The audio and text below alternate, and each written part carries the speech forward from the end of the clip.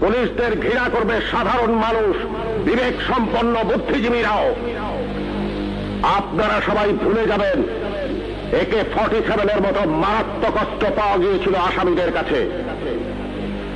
যদি জনগণের কাছে ধরা পড়ে ওই আসামিরা গণপিটুনিতে মারা যেত, আপনারাই বলতেন ভালো হয়েছে, পুলিশের কাছে গেলে ছাড়া পেয়ে যেত।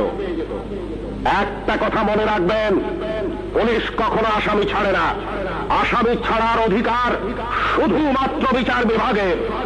বলুন তো, AK-47 মতো রাইফেল কেন এদেশে আসবে, যা শুধু যুদ্ধক্ষেত্রে ব্যবহৃত হবে? কেন AK-47 বাংলাদেশে আসছে? কিসের আলামত? 9 শুটার বন্দুক কেন টিসিবির মাধ্যমে হাজার হাজার বন্দুক সাধারণ মানুষের হাতে তুলে দেওয়া হচ্ছে? কেন? কে জবাব দেবে? এই